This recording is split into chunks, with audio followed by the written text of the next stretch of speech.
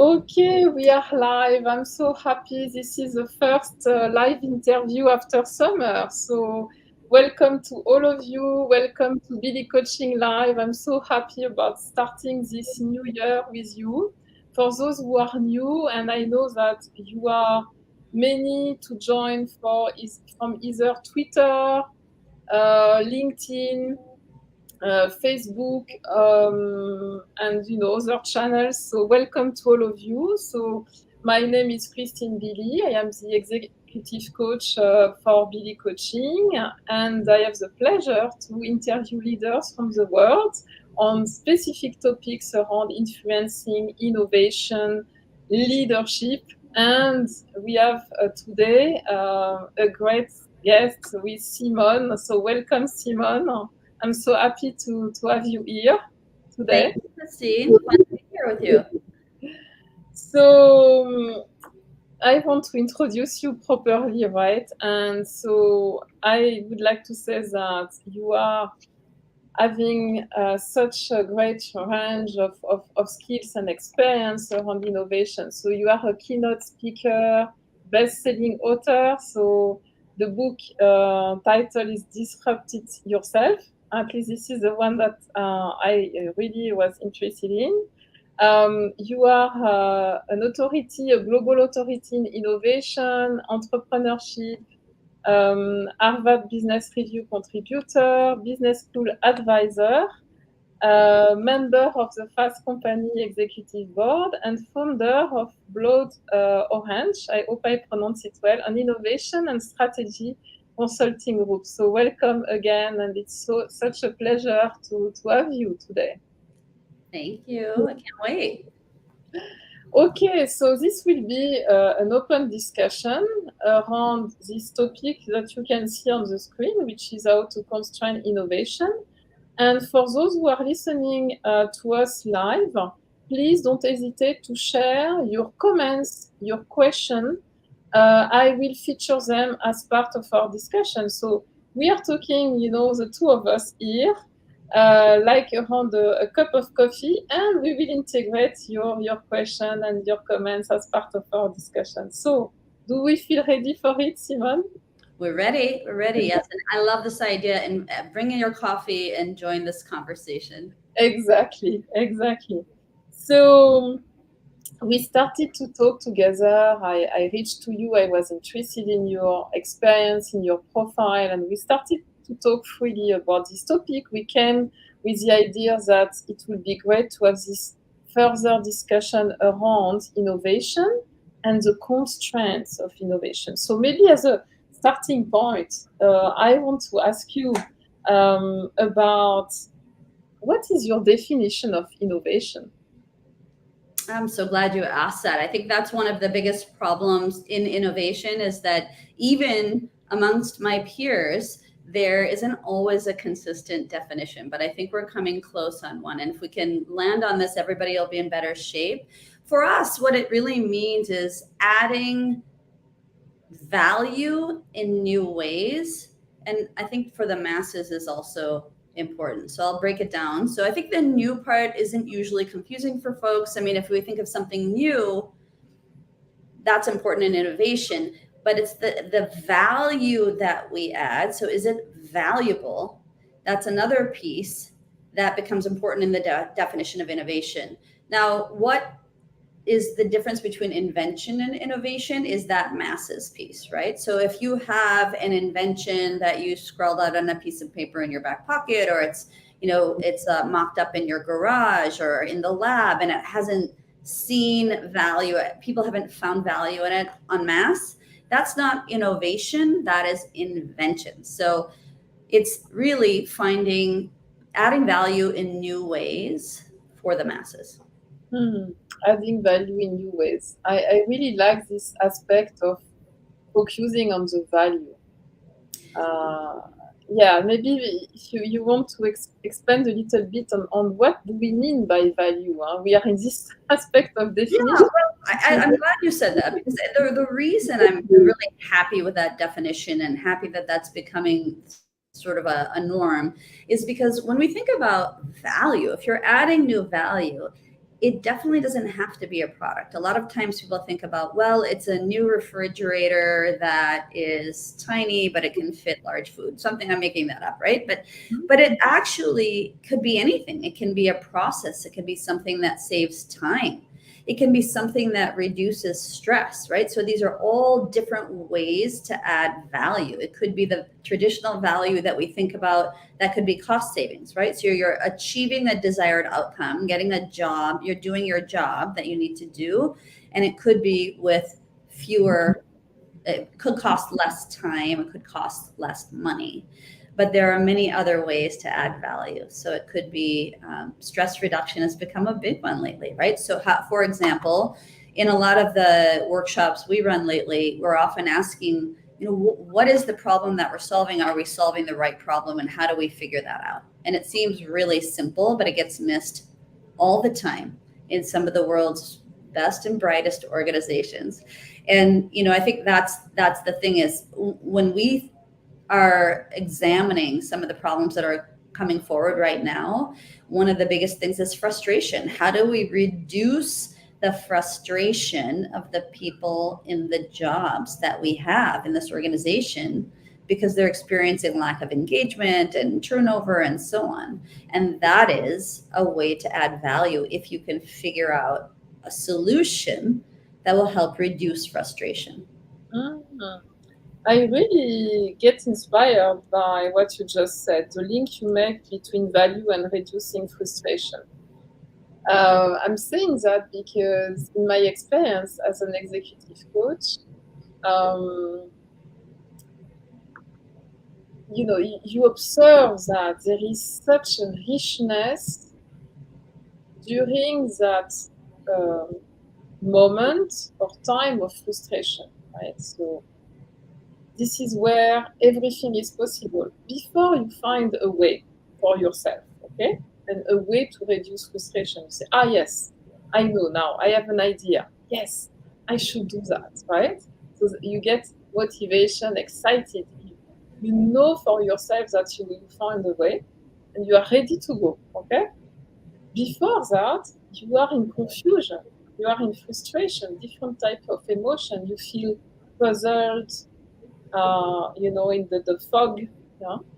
So, and this is where everything is possible. So I'm really interested in the way you explain that the value is in the reducing frustration. So I'm curious to hear more from you. Um, that way of reducing frustration, um, is it for you like endpoint result, or would you frame it more like the way to go there, right? So because we often talk about innovation as the endpoint. Okay, so this person or this organization has created a new product, a new service.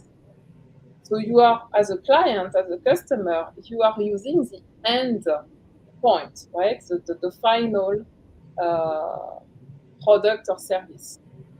So, It could be both. So you could have a product, for example, that meets a need that reduces frustration. And to your point, I think one of the questions we often ask people, and we can talk about this in more in detail, when we work with intrapreneurs, internal entrepreneurs who are functioning at kind of a micro level on innovation, we ask them, what is your path to highest impact? And we ask prompt questions like, where have you seen your customers or end users get really frustrated? Where have you seen them develop hacks, right? Because they're filling a gap that you haven't filled with whatever your product or your service is. So we can think about it in two different ways. One could be, the bicycle that locks itself to something so you don't have to do it. So that's a reduction of frustration. One could be a part of a process. So I'll give you an example. In a recent workshop, we were talking with some folks who had technicians that would go to homes, and they would solve problems for folks in the homes with, let's say it's a TV setup, something like that, computers, cables, all these types of things. And what they were finding is, the problem was a lack of engagement. And the problem was, in their eyes, people are quitting. There's a high turnover. But when we went into the jobs to be done, of, sure, they have to fix the problem. They want to feel good about the job that they do. We also realized, well, they want to feel safe when they're in these homes. They want to feel well supported, and they want to be perceived as someone who can do their job in a good way. So part of their frustration, what we realized, was a part of how they needed to feel. And how they needed to feel was safe. They needed to feel like if something came up that they couldn't handle, they were well supported. So that's how we started to get into the addressing turnover, is through resolving the frustration they were feeling and identifying those pain points. Where are they occurring in this process? And in that case, they identified two. One was, in certain cases, people didn't feel safe entering into homes of people who would act in a way that was, not made them feel unsafe. And the second thing is, if there was a problem, well, it takes me too long and it's too difficult to get the support that I need. So that's what the problem became. It wasn't just this nebulous mass of, well, people aren't engaged and they're quitting. So that's where that frustration piece becomes really useful. Wonderful. I really see that for me, you are really describing how to get to the point, okay, to the key question or the key topic, because we often start on the surface, right? We start with a specific feeling or a specific perspective of what we are experiencing. So there is a whole expertise about extracting from this situation the element, let's say, like an acupuncture, where you can really unlock the whole system. And I also like the way you make the link between value and feeling. Yeah. I think that's exactly right. And that is one of the problems we see. And this is why most startups fail, is because people have fallen in love with the solution that they have rather than really understanding what the problem is. And that's a part of constraining innovation too, right? So the problem may not be this big thing. The problem may be more focused and something totally different than what you're focusing on. So to your point, if we look at just the functional need of what is it on the surface that I need to get done, as opposed to going to the next layers of, well, how do I need to feel while I'm doing that job? And how do I need to be perceived? Then that's where we start to get real traction in innovation. That's how we start to know if we're solving the right problem, not making an assumption and then not trying, not really validating it, but just going forward because everyone's like, right, exactly, that's the problem. And I think I'm always amazed. It happens in every industry, and it happens fairly frequently that we miss that. Are we solving the right problem? Yeah, that's so true. I have experienced myself, I've been working in the pharma industry for 20 years. And so in my role of change manager, and I say hello to all the change manager online, okay? So this is also at the core of change management from my perspective, right? It's all about managing feelings, right? Managing perception and feelings, and getting to the key point helps you to save a lot of effort and time and money. So great. So now I have another question for you, because what you have published, the book Disrupt It Yourself, and this aspect of disruption. Often in innovation, we distinguish the so-called incremental, okay, and the disruptive one. So thinking about the current state of the world at the moment, and your knowledge and experience around disruption and incremental changes, what is your perspective at the moment? What has that changed anything? The current unique situation with so many changes we have around us in terms of impacting the world of innovation or the field of innovation. Yeah, so a couple of things come up for me when you're talking, Christine, about all the changes in the world and incremental vis-a-vis disruptive innovation. So the first thing I'm thinking about is, the reason you and I were toying with this idea of constraining innovation is simply because everybody feels so overwhelmed right now, right? There's and you've noticed this in your coaching clients, you mentioned, right? And I think if there's a problem that we notice in innovation practice, one of the biggest problems is that innovation strategy, so the way we think about innovation, is not connected to our core business strategy. It's sort of kind of like a shiny object. That's something that you do on the side, which all by itself leads to its own kind of overwhelm. Because what it means is people will say things in organizations like, well, we're going to do innovation at the sides of our desks. What does that mean? If I have got a few minutes, I can work on it. That's not all bad, but it makes a distinction and probably doesn't recognize that innovation is there really to advance your existing business goals, to get you there faster and better and cheaper. Now, the thing about, and innovation, talking about frustration too, to our earlier conversation, can also be the way that we start to address teams and employees, our customers, right? In innovation, we often talk about empathy. And empathy is really understanding someone's problem, listening to them, hearing what it is that's creating a pain point and attempting to address it. And leaders and managers are now realizing they have to do this too, right? So that we don't get so much burnout, so that we don't get so much quiet quitting, so that we don't get people just quitting. So I think, that's a part of, it's hard to categorize whether that would be an incremental or a disruptive innovation. But what I can tell you is that where the innovation needs to occur now is in our work ecosystem, right? So for example, all of this talk of quiet quitting and what does it mean? If for a few, I think it might mean, let me do as little work as possible. For others, it means I'm going to set some clear boundaries so I don't get burnt out. And what I think the opportunity is to innovate our workplaces is really moving away from something that frankly was pretty unhealthy and moving towards something that's still sustainable, right? You're still advancing your business goals, but you have a holistic perspective that's advancing the goals of a larger ecosystem that includes, yes, your shareholders, but your employees, your customers, your community, the environment, right? And this is the opportunity that could be a disruptive innovation on a global level. If we think about companies and organizations as a force for good, how do we move towards a more conscious type of capitalism where, yes, sure, we need revenue, and yes, we need to sustain these models, and yes, there are earnings. How do we distribute those might start to shift to something that's better holistically, and also doesn't result in the drain that we've seen over the last few years, and especially the last few months. Yeah. I find it very interesting that you talk about this broadening perspective, okay? And I think for all of us, we tend naturally to focus on our, the success of, our own activity. We have specific goals for the year, okay?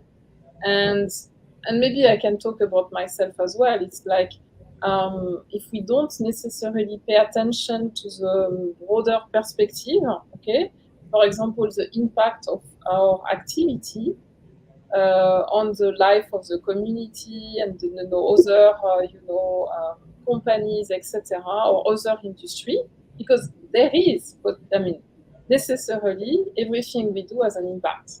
We are not always conscious about it.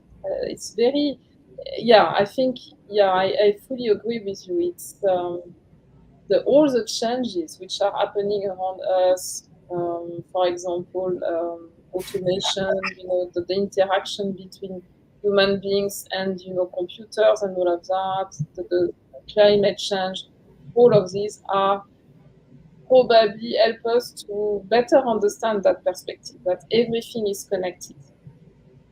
Even if you don't realize that, necessarily on the moment.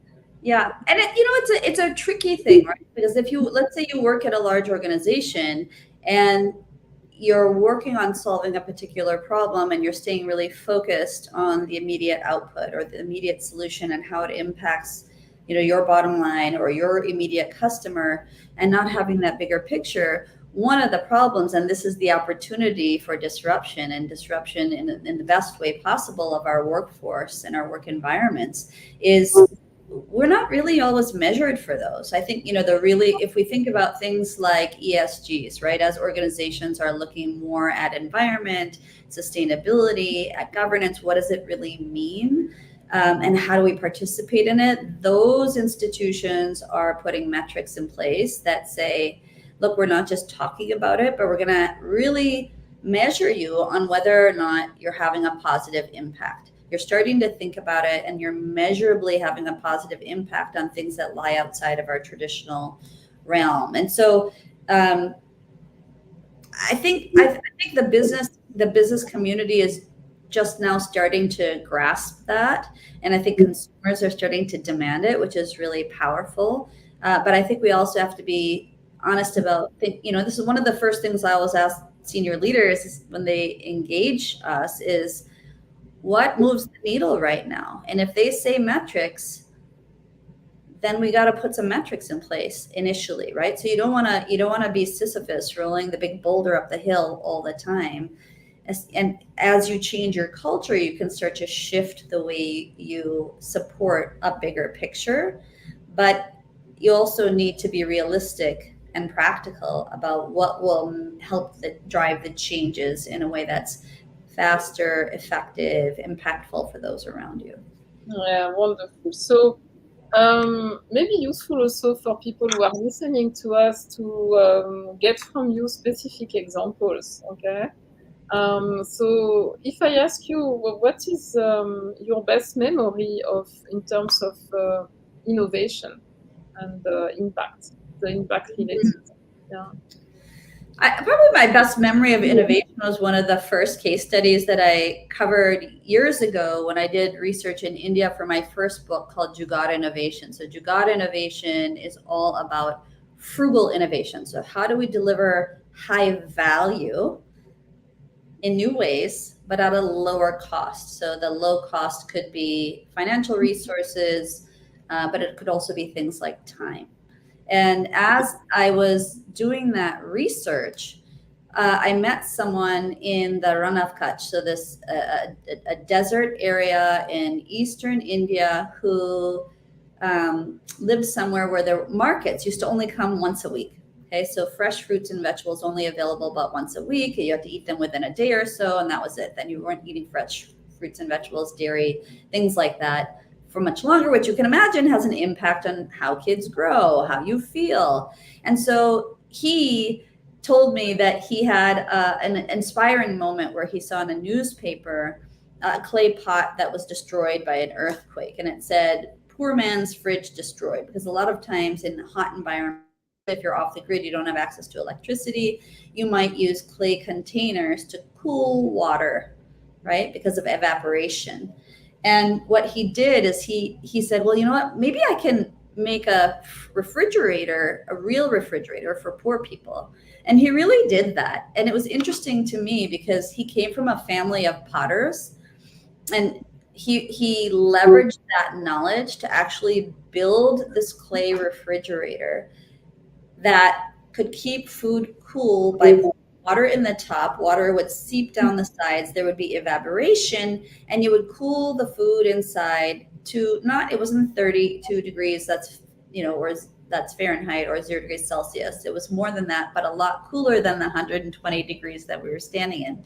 So those fruits and vegetables could sustain longer. And I thought what was so fascinating about it is this person did not have any formal education. He was living in a desert. He didn't have an R&D lab. He didn't have big financial resources, but it didn't stop him from solving the problem and really leveraging ingenuity to solve this problem that was very focused, right? So the focused problem was, we need to find a way to keep food cool and have all of these beneficial effects for my area that doesn't have electricity. Right? So he figured out a way to do that. Now, what was super interesting about that for me is later I learned about design thinking. So most people probably know design thinking is a human-centered approach to problem solving, like a lot of innovation approaches. It is an iterative approach where you create kind of something that's low resolution or simple, you test it out, and you keep making it better and better. Well, this fellow did the exact same thing. And what I learned is that that process is a millennia old process. Okay, but it has this newer name of design thinking, and it's a really effective and a really powerful one. So I think that was the most inspiring and probably one of my favorite examples, because it really changed how I see the way we can solve problems, and it literally changed the way that we work on our team, and then what we were able to share, of course, with others. Wonderful story, and it makes me think about something we often talk about in coaching, which is the difference it makes to be in judgment compared to curiosity. So when you are really in full curiosity, where you are not pretending to know, you are really opening the door to perceive opportunities and ideas, sensing, using your five senses to make links, new links in your mind. Yeah. And the first time I was perceiving the differences it makes it when I started to work in research and work with scientists to work on complex problems and have what we name brainstormings, where we learn to push away the judgment to a certain point. Okay, so later on, right? So you open the door, so you receive everything, right? And then you cluster, maybe according to specific criteria. So you apply judgment after. So listening to you, I was thinking about that. Yeah. Well, it's a very powerful skill, and it's hard to do. We're brought up with judgment. Our work environments are full of judgment, and I think that's why I love innovation. I think innovation teaches us leadership skills that stay with us forever. They can be applied in innovation, outside of innovation, at work, at home, and one of them is thinking about it's humility, right? So we're curious. We've identified something that looks like a problem, but we haven't identified the solution. And that is the thing that most of our folks at workshops tell us is the hardest, not jumping to a solution, because that's not a place of curiosity. That's a place of assumption, typically, right? But if you stay in the place of curiosity and humility, you're open, you're learning, you're taking things in before you make this assessment that I know what the answer is. Right. And even that alone, that I know what the answer is, as opposed to I'm going to talk to people who may be experiencing this so that I can get an estimation of what the problem is for them. Those are two different frame of minds. And again, and I think it's a beautiful way to approach life in general, because the truth is most of us have a lot to learn, and it's a fun way to go through life too, right? I think it's just to be more curious and to have the open eyes. I think this is, one of the biggest challenges for most organizations too, right? So we also have clients that come to us and say, we're not able to innovate from the inside, but at the same time, what we identify often is cultures that are really risk averse, cultures where there is a lot of judgment. And I'm sure, Christine, you've heard of and are very familiar with psychological safety, right? So if you create an environment that's safe to be yourself, to say things that aren't traditional, to put new ideas out there and maybe even test them out, that's an environment where you're going to have a lot more ideas. You're going to potentially have more innovation and certainly have a lot more fun, I think. Yeah. And we want fun. We want to enjoy life, right? Absolutely. Who doesn't want to play in that sandbox, right? Everybody wants to have a little bit more fun and do the work that they care about. So I think that's, going back to our broader theme of constraining innovation, we really have to think about what is it that's, what is our path to highest impact? So what is that thing that's going to have the greatest impact on the people that we serve? And then the subtext is, does it advance our existing business goals? Do I really care about it? Because that's going to give us so much energy and rocket fuel to move things forward when they invariably will become difficult. And that's the fun of the curiosity, and that's the fun of working things that we're passionate about. Okay, so now we have passion, we have fun, and maybe some of you listening may wonder what is the link with the title of the discussion here. how to constrain innovation. So this is a question. So we are in brainstorming here. Okay? So Simon, what do you think is the link between what we just discussed, right, including this one, and the constraints? It doesn't sound, immediately clear. Huh? Constraints feels like, painful, at least for some of us. It depends Yeah. on the meaning we attribute to this word, but what do you think about that? Well, if anyone has ever watched Marie Kondo's show where she asked people to take out all their stuff and just stay with the bare minimum, we can see just how painful it is to stay with the core things. And it's hard in business too. So, I don't want to minimize that it's not difficult to get to the place, but it has to become a habit and a ritual. Otherwise, we're just treading water and we're not really getting anywhere. So, in my earlier example of what we see as a problem with innovation, we often find that there are way too many business priorities. I had one senior leader in a large organization tell me, kind of on the sidelines, we just walked out of an executive leadership retreat with 500 priorities. 500.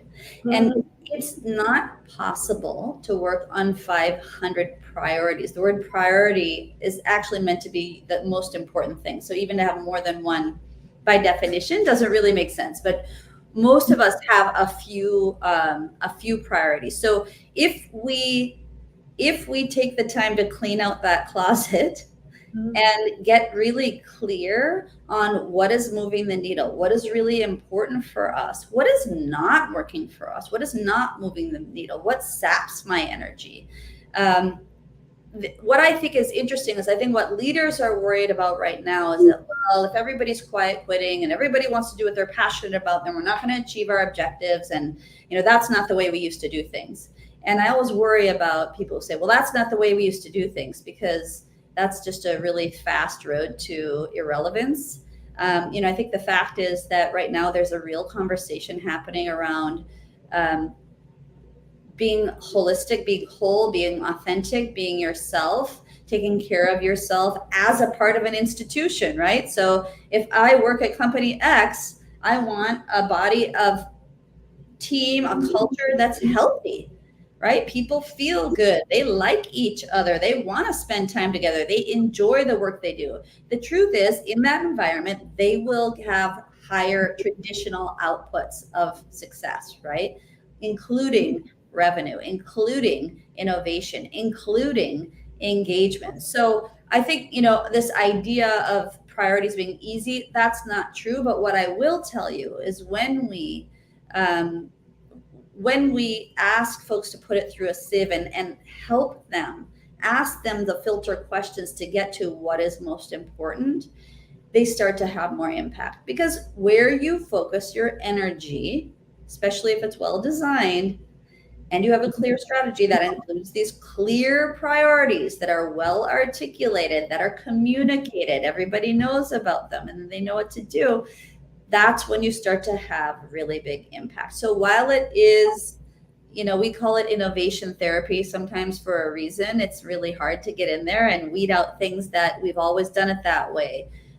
Or, it's too hard. We're not, that doesn't fit into our existing model. Oh, leadership's not going to like that. We've got to go through a lot of the psychology to get to the real priorities that are meaningful for the organization, for whoever they're serving, and so on.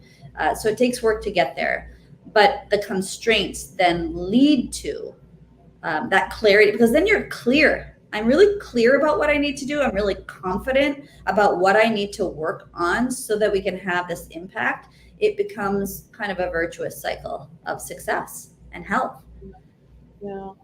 Yeah, it's really interesting for me, at least, the link you make between constraints and getting to the minimal or the priority, okay, to minimize the diffusion of energy or effort.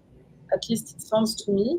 And the link with what we name abundance in coaching. Okay, so when you feel good and you feel that life is plenty of opportunities, you usually don't feel bad about focusing your energy on one thing. Ask yourself what is most important for me, what makes sense for me. I can share my personal experience of coaching people. It's easy. Yeah. When we feel fear, stress, that maybe we are not good at something, we are not able to do something, then that stress, that pressure brings, perception of lacking something brings quantity, right? So, let's try different ways because we are not sure. So, the link you make with clarity and facilitating, yeah, it's really interesting. Yeah. That's exactly right. It is, even though we're talking about constraints, the mindset is one of abundance, right? Because Mm. there are abundant opportunities, and you won't, it's not that you're only working on one thing and you're going to stop working on that thing for the next 5 years, right? The, I think the mentality of abundance, and one of the things that, especially in frugal innovation, what I learned is if you reframe scarcity in the environments that I was in, for example, in the desert, it's hot, there's no air conditioning, there's no electricity, no real infrastructure, right? Not a whole bunch of financing for these entrepreneurs. If you reframe it, then you have abundance. So it starts to become very much about mindset. And for us, that other filter question is, what do you really care about personally? What do you, because you've observed it, you've experienced it, you understand the impact it'll have. And that too starts to remove the fear that comes with kind of the scarcity Yeah. mindset.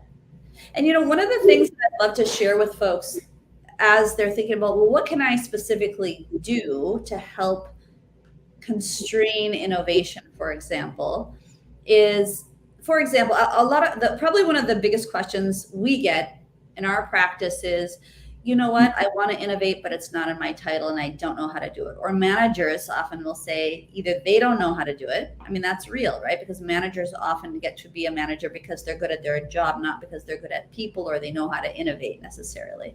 And so they'll say either we don't know how to do it, and often they'll say, I don't have time. I don't have the bandwidth to support new ideas that come up. Because we often aren't maybe empathetic towards managers or leaders who say, because you usually have senior leaders and leaders who are saying, let's innovate, but then we have a whole bunch of missing pieces in between. And usually the managers are considered the bottleneck and things get stuck there.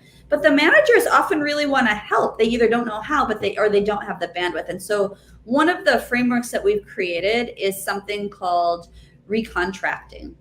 And recontracting is a way to reimagine your role and, in a sense, constrain your own role so that you can innovate. And it looks like this. Basically, if you've identified a problem or a pain point with your end users, it's a way for you to share that with your manager, articulate it clearly, align it with business priorities. So this is advancing our goals of XYZ. Do you agree? Yes. Okay, great. Here's how I think I can get involved. And then we give folks a plan. We call it the entrepreneur's code. So it's sort of like mapping out what are the steps that we need to take so that we can take micro actions to start advancing our ideas and learning our way forward, making sure, for example, it's the right problem that we're solving. Right? I can fill you in, manager, at these dates. I can share what I've learned with the team. And I have this one specific ask for you. So I'm not taking this idea and dumping it on you and hoping that you'll take this nebulous mass and give it shape and then come back to me, right? Because I fully appreciate you've got other things going on and you're frankly probably not measured for this. You may not know how to do it, but I know how to do it. And I'm going to explain it to you really clearly. So my one ask for you that helps you stay involved, feel involved, and helps me is I want you to, for example, introduce me to your peer who's a subject matter expert in product design. So if you could just do that one thing, that'll really help me. And then I'll share back with you in a month or 2 weeks what this looks like. And so it's a very stepwise process of, first of all, it's a framework for self-advocacy. It's, I have good ideas, I have knowledge, I'm going to take this one particular thing and I'm going to define what it is, how it makes sense for the business, what my role is in it, what the tiny way is that you can help, and then how I'm going to share back. And then you start to go from there. So for me, that's a really powerful framework for constraining your roles, because a part of that conversation can also be, if we agree that this makes sense, I've also observed that this doesn't make sense. This isn't moving the needle. This is taking up a lot of my time, but we're not really getting big impact out of it. So it's this idea of now constraining your role. What can we remove? And that's another piece that often gets missed in innovation. We have sometimes leaders get very excited and they'll say, we're going to do this big innovation kickoff, or we're going to have this workshop. And if they're deep diving into it, that's all great, but what else is going to get removed? So we actually, again, ask them to go through at that more senior level, what are we going to get rid of if we're going to do this too, right? It's like the rule in our house. If my kids bring in a new toy, what are you going to get rid of to make space for the new toy? Yes. Again, the focus on simplifying and reframing. And sounds really great idea also at the time where we observe, this great resignation in US, in Europe, and the need to reframe for yourself what's important for you, align with your values, motivation, and skills, and also make the link with the business and propose. Yeah, so starting from you, your perception of the situation. Really good. Okay, so time flies, so I'm also careful about wrapping up now, and we could talk for hours, and I hope that we have opportunity to continue the discussion at another point. So the question which now comes to me is that, okay, so what are your key projects this year, Simone? And if you want to share that with us. Oh, sure. Well, I'm always working with senior leaders on advisory, a lot of keynote speeches all over the world, from Orlando, Florida to Cairo. So travels back on. So that's been great fun, is working with organizations all over the world to help them think about what does innovation mean and how do they drive more entrepreneurship so they can have more dialed in employees who really care about the problems they're solving and do it in a way that's better. So that's great fun. A lot of workshops where we take people sort of from start to not completely to execution, but we leave them with an innovation business plan, right? So I'm identifying the problem, I'm making sure we're solving the right problems, and then we get to thinking about solutions and what is the value formula. So what does it really look like if we turn qualitative information to quantitative, so we can end up with some numbers that actually help people understand what we're trying to do, and then get to a business plan at the end of it. That's always a blast. I'm writing some articles for the Harvard Business Review, and that's it. We keep iterating. We're creating worksheets. I'd love to share actually one of those with the folks who are listening. We talked about recontracting and what does that mean. If anyone's interested, they can contact my business manager, Cindy, CINDY, at blood-orange.com. So BLOOD-orange.com. And just write recontracting in the subject line, and we'll send that worksheet out to you. Oh, that's wonderful. Thank you so much. Yes, absolutely. We want to, keep connected with you, and an opportunity to follow you around the world, and wonderful. So, as we are approaching the end of our discussion today, so what is, to summarize and to make it simple, because that was also a topic during our discussion, what is your key message for the people who are listening to us and are willing to further get into this world of innovation and have more impact? Yeah. So for the people who are wanting to get into the world of innovation, don't underestimate yourself. You do have a place there. If you're interested, you probably have a great place in the world of innovation. And it's, up to you to some extent to define what that role is. That's where that recontracting worksheet could be really helpful. I think if before, probably pre-pandemic, we used to say get into action. That is a behavior of entrepreneurs. I think today the advice is to reflect, right? To pause, to reflect, to digest. People aren't taking time to build relationships. It's hard. I had a workshop recently where someone said, we should just cut all these icebreakers and these, connection activities. And for me, it wasn't a possibility, because what we know is that those are the things that, and those are the things that help us move better and faster together. But my number one thing would be pause and reflect. What has worked for you? What do you need? What do you want? And really think about it, write it down, and continue on a regular basis reflecting before you start moving to what's next. Okay, beautiful. Thank you so much. And I hope the people who are listening to us also felt the same as I felt, that this was really a space for us to reflect, to pause, listen to you, and learn something new, and that we will continue to process in our minds. So thank you again, Simone, for this time together. I greatly appreciate. It was so fun. Thanks, Christine. Great to talk with you. Okay, and for those who are listening, I want to also announce the next panel that I will have on Thursday at 6 p.m. CEST. It will be around how we can make people even more successful. So you don't want to miss that. And also to join me during my weekly lives, where I share my tips from my executive coach life. Okay, so thank you very much. I wish you a good end of the day from wherever you are listening, and we talk soon. Bye bye.